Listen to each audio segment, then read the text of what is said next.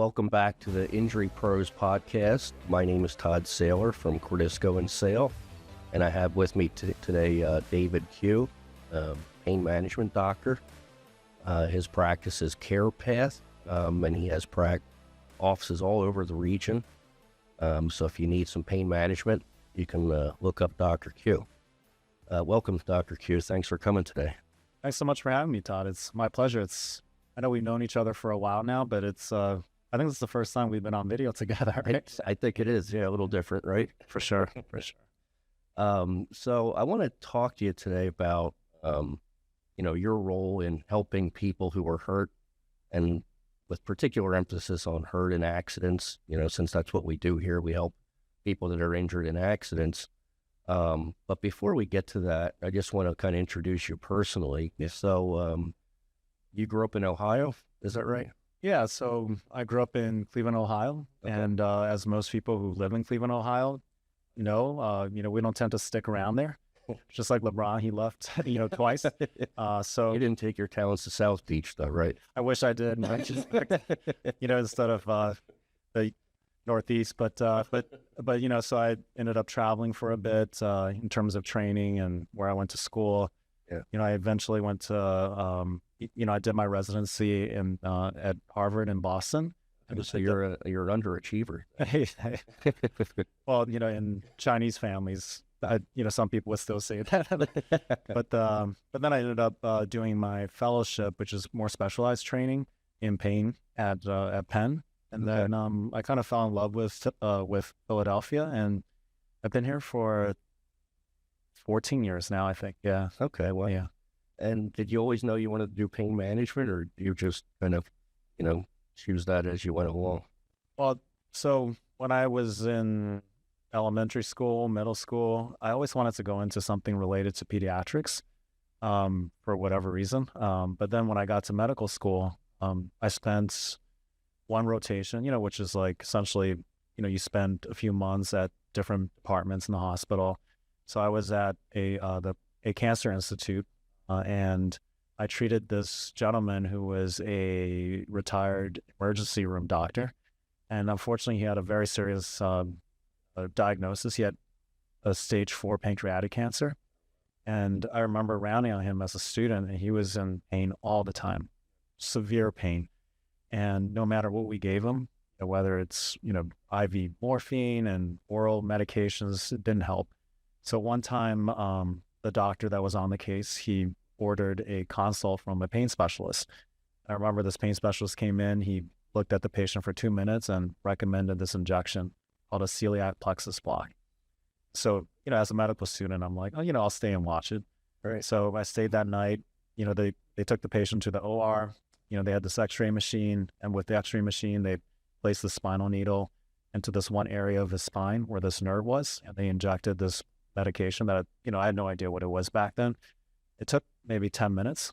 I thought, why would this do anything? Because we gave him everything possible. Right. But then I remember the next day coming into the, that patient's room, and he had changed significantly. His face looked so much better. He had more color. He was actually able to talk to me. And when I asked him how much pain he was in, he said he was about 90% better. Wow. And I thought, wow, what a cool field that you can do something like this and really improve someone's life. Right. So feel that you could make a difference in that field. Yeah, especially, it's one of the newer specialties out there. So a lot of people aren't even aware of some of the different tools that we have to treat painful conditions. Right. So, that's what drew me to the field. Okay. Maybe that's why we get along. That's because we try to make a difference and help people here who are hurt. And we do it from the legal side. You do it from the medical side. Absolutely. I mean, those things have to go hand in hand. I think when patients or people get injured, not only do they want to be compensated, for what happened to them, but they also want to get better. Right. Right. Great. So what do you do in your personal time? I know you've had some adventurous vacations. I remember you hiked up Mount Kilimanjaro. Yeah. At one point. Yeah, I did. That was probably 3-4 years ago. Okay. One of the things I really believe in is, as human beings, when we, as we go through life, we all face some type of suffering that we can't control. For example, if you're in a terrible injury, but how we deal with it the best is if we can experience controlled suffering.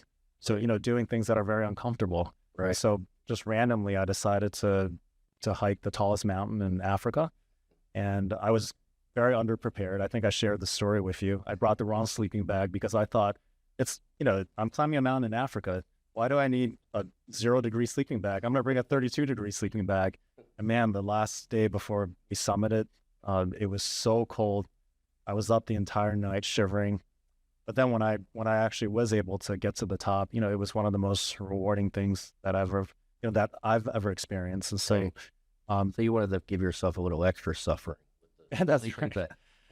Yeah. I mean, when I was doing that though, I was just like, why am I doing this? Right. But yeah. No, I know what you mean, because that's kind of, and we talked about this before, we can have some stressful jobs. Like, we like what we do. We like helping people, but there's pressure with it also. Right. And I know one way that we both deal with it is the exercise, getting out to clear the mind, clear the stress. And from actually treating me, when I've come to you and said, hey, Dr. Q, can you fix my knee because I have an ultramarathon race this weekend?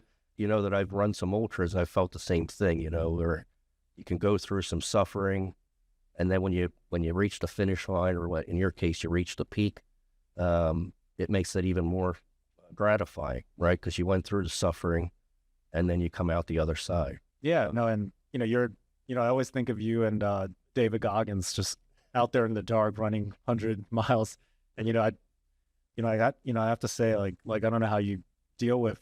I mean, not even the physical aspect, but there must be an intense mental aspect of when you're doing something like that. Well, exactly. I'm sure you found the same thing hiking the mountain after not sleeping, being cold. It's physical, but it's also the mental part to just keep going and keep grinding and get it done, right? Yeah.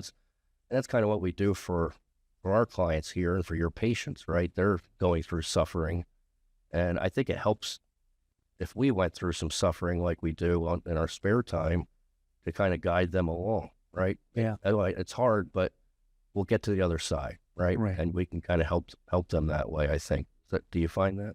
Yeah, I mean, I think nothing that is really rewarding and ultimately, the best for someone happens without going through some difficulty.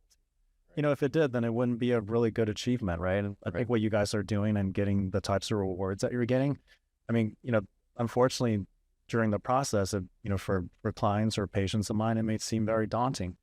Right. I try to tell them, because often during the medical treatments too, they'll kind of comment about how things are taking a little bit longer and things like that.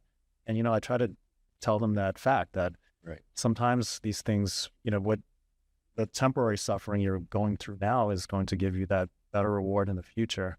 Just like some of the treatments I do, it's not like the case I talked about where you get instant pain relief. Right. Sometimes it takes a little bit of time. It takes rehabilitation with therapy. But, when you put in the work and go through some of that, temporary suffering, I think that's when we see better outcomes. Right. I try to tell clients that sometimes also, because the legal process can take a while, and sometimes get frustrated. Why is it taking so long? And I understand their feelings, but I try to tell them, well, listen, we probably could have settled it early, but it wouldn't be fair. Right. They wouldn't pay you what is fair to you, right, if we just took a quick settlement. Yes. Right.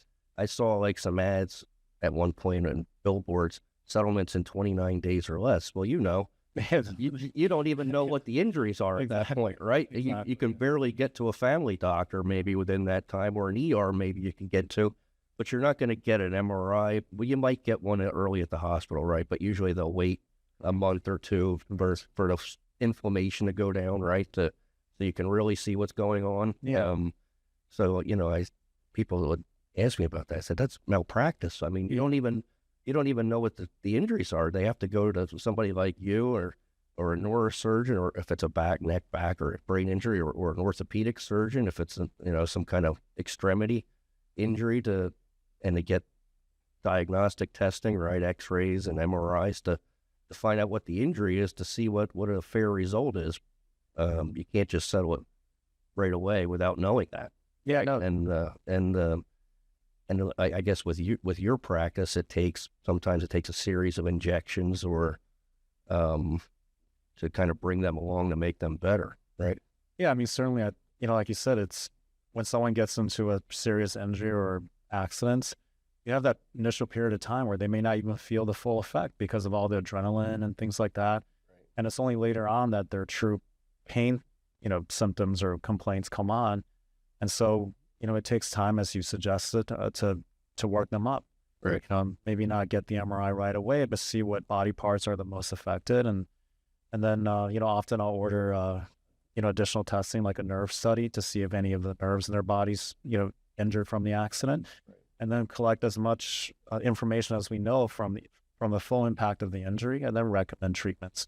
Right. And often it could be just therapy, it could be injections, and even surgical interventions that are appropriate. But it takes some time, and it takes the going through the right steps to really understand the full scope of the injury that the patient has. Right, and all those factors factor into what someone's case is worth. Also, what kind of treatment is required.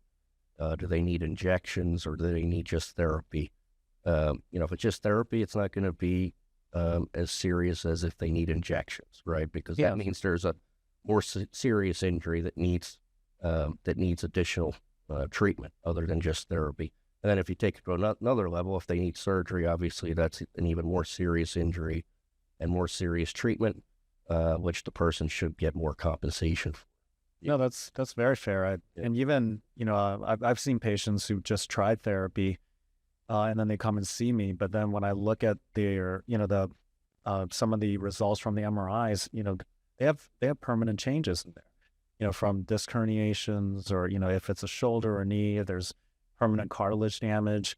But they're very hesitant often to try injections or surgical interventions. But they don't realize how, with things that change in technology, some of the injections and surgical procedures now are so minimally invasive. Right. But they're really not that big of a deal anymore, and they provide significant relief and benefit for patients. Right.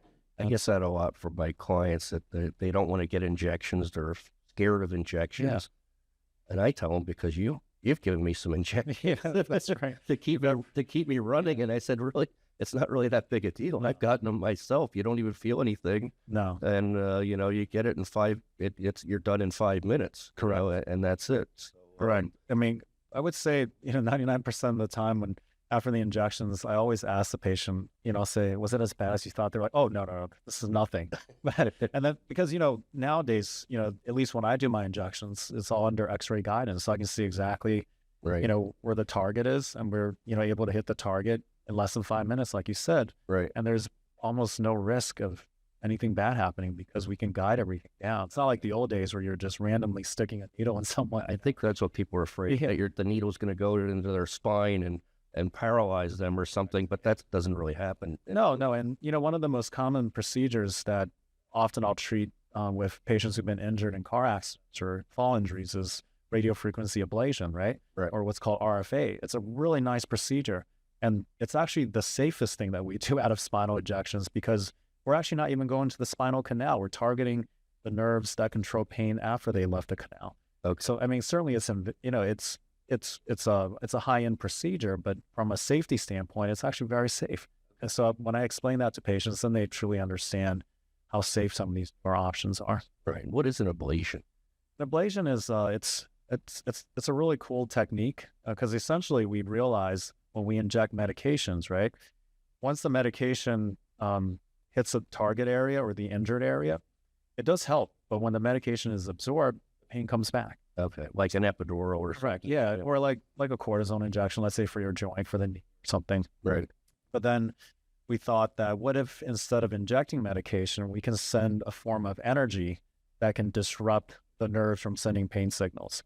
So that's what radiofrequency ablation is. Essentially, I take these special needles that go down to the areas where the pain is. It could be the neck, the mid-back, the back. It could be the knees now, the shoulders, all kinds of joints now. Yeah. And instead of injecting cortisone or any type of medication, the needles are connected to a little pulse generator that sends out little pulses of radio waves, and it creates a more permanent change in the nerve, so it can't send as many pain signals. So that's interesting. Yeah, because I've seen usually clients, when they get injections, they usually get like a series of 3 or 4 of spaced out every couple of months, right, or 2 or 3 months. Yeah, And is that because the effect of the injection wears off in that time? that's precisely correct. And so that's sort of the old techniques or what we recommend. And you get a series of, and there are some patients that still benefit from it. Right. But then usually with a lot of patients that have been in bad car accidents or slip and fall injuries,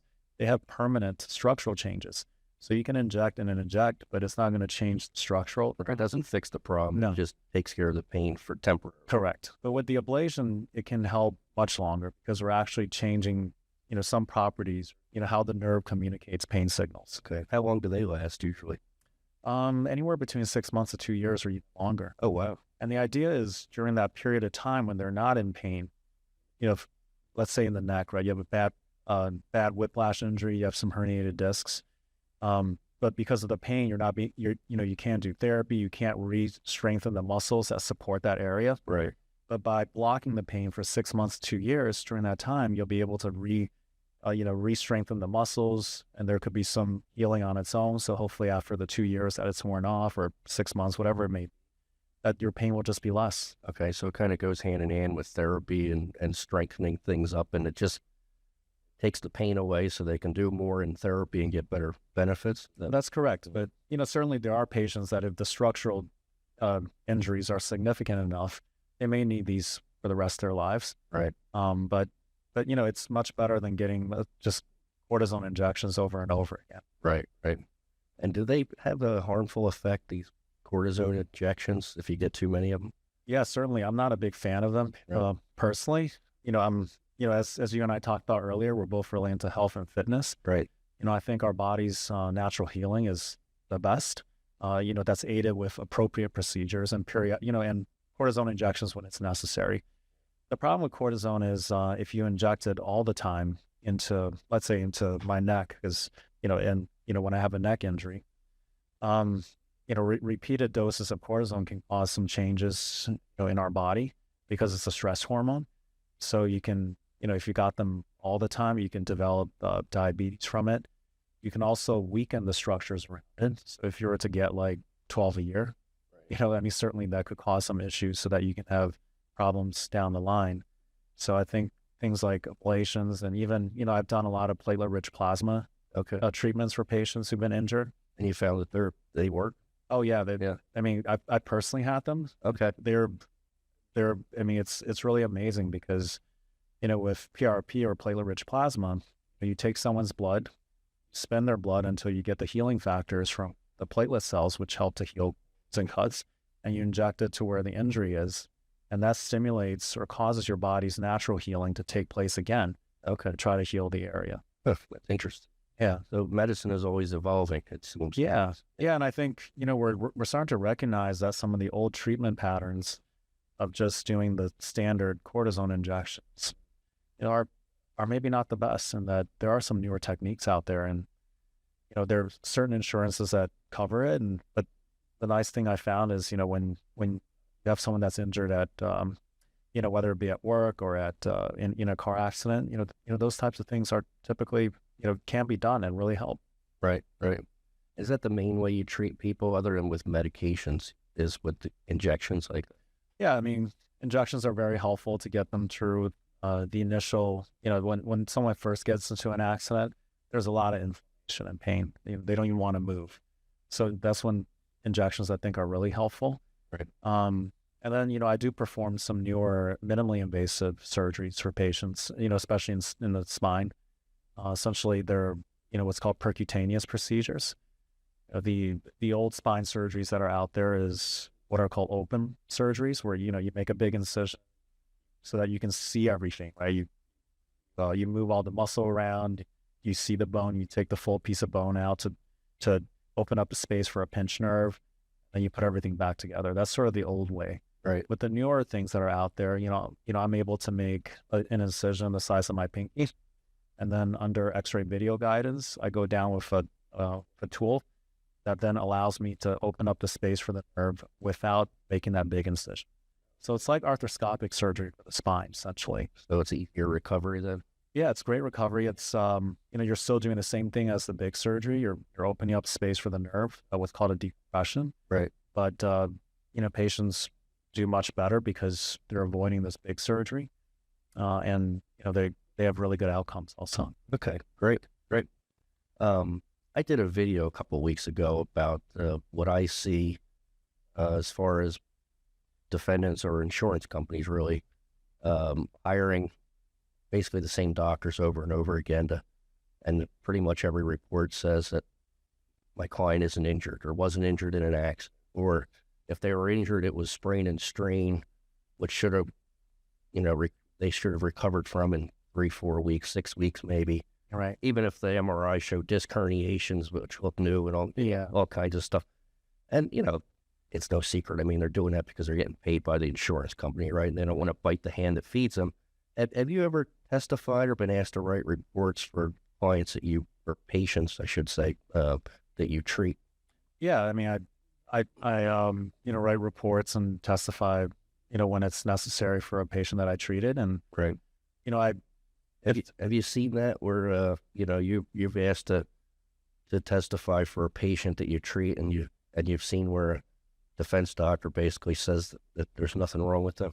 Yeah. I mean, I would say 98% of the time I can predict what those reports are going to say, but they don't take into account what happened to the patient. You have someone who had no issues with their neck or back or hip or knee, and then they get into this accident and suddenly there's a big change in their status. Right. Right. And I mean, if you get an MRI, sometimes you'll see, you may see some age-related changes, but then you can have herniations on top of those changes. Right. And, the insurance company experts are always saying, oh, it's all age-related. It's all degenerative. Yeah, but right. But no, it's not, because sometimes when I look at MRIs myself, which I always do, I can see some acute changes or things that are associated with a new injury. Right, because pretty much of anybody over 40 probably is going to show some degeneration, some age-related changes. Absolutely. But if they're not in any pain, or they're not, if this is the case, they're not in any pain, or they're not treating for, let's say, their neck or back, and then an accident happens, and then they go to the ER with neck or back pain, and then they get therapy for neck and back, and then they see you for neck and back, right, and maybe a neurosurgeon or an orthopedic surgeon or somebody. To me, it doesn't seem like it's a big mystery where it came from, right? No. Yeah. No, and I've gotten reports from radiologists for working for the insurance company, and their reports will say it's all degenerative, and I'll say, well, that radiologist didn't even talk to the patient. Right. They have no idea. Like, they're just basing it off imaging. That's like if I showed up to the ER and didn't say anything to the ER. Right. That's just one piece of the puzzle. Yeah. Right. And it's like, if they scan me all over, could they tell me what's wrong with me if I didn't tell them anything? Right. But that's what they're relying on often. I find it really odd that that's what happens in, this situation. Right. And even the doctors that see my client or our clients, they'll see them for maybe 10 or 15 minutes for an interview, do a quick physical exam. Yeah. And that's it. Right. But when you're asked to testify for someone, I assume you've spent more than 10 or 15 minutes. Of course. I mean, just the time spent looking, and talking to the patients on their first visit, because I really want to know exactly how they were injured, find out what's called their mechanism of injury, so that I can figure out exactly how the disc or joints or tendons or, what have you were injured. Right. And then, I examine them to see if what I think is causing their pain matches with the physical exam. And then I look at the diagnostics, or, things like X-ray, CTs, MRIs, and see if all those things correlate. And then based on that, you make the diagnosis. That's what a true doctor should do, right? Right. You look at every piece of the puzzle, patient's history, their, all those things I mentioned, and then you come up with the diagnosis and treatment. Right. And that's what you use to try to diagnose what the problem is, so you can treat the person, right? To try to make them better. But you're a treating doctor. You're not just hired by people just to see somebody for 10 or 15 minutes and write a report, right? That's 100% correct. Because, as a treating doctor, I hate going and seeing the patient the next month and them telling me not at least a little bit better, right? My goal is every time I go in is that they're telling me they're getting better and better and better. There's nothing more than I love to be that doctor who did that, that nerve block for that patient that I saw in medical school that had, 80, 90% relief. That's always my goal as a treatment. Yeah, and the more time with the patient, I assume you learn more information about them. Yeah, for sure. And then you can assess whether their pain complaints are legitimate, right? And backed by, the physical examinations that you do, right, over time. And along with the diagnostic studies like MRIs and X-rays and things like that, right? Absolutely. Because, I would say the average patient that I'm treating, I'm seeing them 6, 7, 8, 9, 10 times. Right. Versus the insurance company doctor, like you said, sees them for 15 minutes. Right. And would most people undergo these injections or ablations and things, in your opinion, if they weren't in pain? I mean, would they take the time and go through all that generally? I mean, even though, personally, I think I do a fantastic job at doing the procedures, but I don't know if I would go through with something like that. Right. I find all the patients that I've treated, they really want to get better. And they tell me afterwards too, when it works, they're like, wow, this really made a difference. It's just, sometimes it doesn't last this long. That's it. Right. But, usually we do see some level of improvement. Right. And I assume these things that you rely on that we just talked about, physical exam, the diagnostic studies, things, not only treat the person, but when you're asked to testify, is that what you rely on to debate, to support your opinion? Yeah, of course. I think, like I said, the looking at someone's complaints of where their pain is, does it match the physical exam that I've seen? Does it match the MRI, the nerve studies, and all those things? Right. And, I find more often, if not all the time, usually those things match because these people are really injured. Right. They're not making up suddenly they have this nerve pain going into the thumb, which correlates with the sixth nerve in the neck. Right. Like with the nerve study that you talked about. And that's called an EMG, right? Correct. And then that's where they put needles in different parts of your arm or legs and they can test whether the nerve's working correctly. Is that correct? What it does? Correct. And that can give us a clue too when someone has, they may have degenerative changes on the MRI of their neck, but the nerve test will say, well, this nerve is currently being injured. Right. So it can tell if it's recent or old, right? Correct. Okay. Right. And a person can't fake that, right? I mean, if it shows a problem, that's what we call an objective study, right? It's if it's showing a problem, there's a problem there. That's correct. And then, even like things like reflexes, I haven't mastered how to control my reflexes, so when someone has a pinched nerve, their reflexes will change. They may have muscle spasms or swelling that you can see and feel. Right. So, there are many signs of objective evidence that I typically notice in these patients. Right. And the nerve that studies will show what level, like there's different levels in the neck and back, right? And that shows what level the nerve problem's coming from. That's correct. Yeah. And when you say correlate, you can look and see, well, is there a disc protrusion or herniation or problem at that level that the nerve study's showing, right? That's what you mean by correlate? That's correct. So, if someone tells me they have, since the car accident, they've been having pain from their neck going into their thumb, burning, tingling, well, and then I examine them, they may have, their bicep reflex, maybe less, right. So because the nerve that goes into this thumb is the sixth nerve that comes from the neck. Okay. Biceps is controlled by. Right. So the distribution of where the pain or numbness is, and that can match up also with the MRI showing where the disc herniation is and the EMG nerve study, right? Correct. And that's, I find that's the most helpful. Certainly for me to then plan for an injection to the sixth nerve, but then also I'm sure for your purposes, it's, if they have objective findings on imaging, on nerve testing, on physical exam, and their clinical complaints as accident, I think. And the defense doctors try to get around those, but it makes it pretty difficult for them. Yeah. They'll say, well, the patient's faking the exam.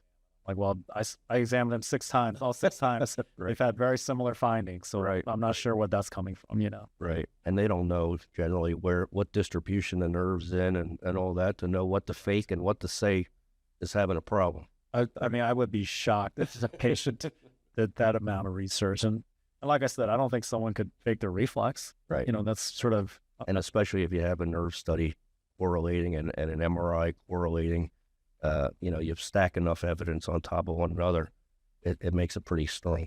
Right. Absolutely. Yeah. Absolutely. Okay.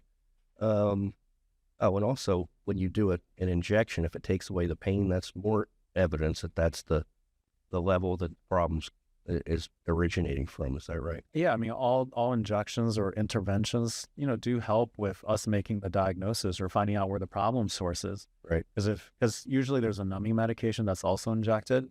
So, I usually ask patients about 15 minutes later, how they feel. If they tell me they're 80% better, that confirms that is where the problem is coming from. Right.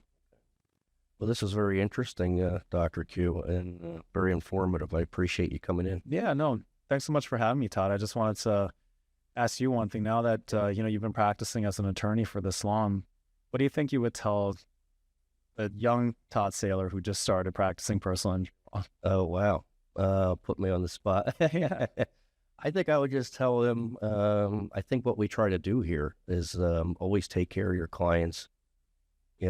Don't just be a lawyer just trying to get them money. Be a kind of a friend to them. Yeah. They're going through a tough time in their life, and I'm sure you find this also. Oh, yeah. And sometimes if you just have somebody to talk to them, and it makes a big difference. And then they appreciate you, and I think that's how you kind of build practice also, because then people like you and appreciate you, and then when they can, they'll help you out, right? That's what the world's all about, right? You help each other out, and everybody wins.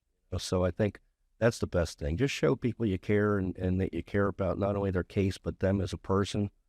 And I think that works with not only clients or patients, but anybody in the world, right?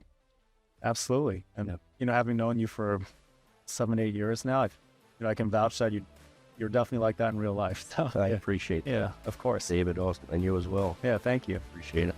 Thank you for having me as well. Sure. Yeah. Absolutely.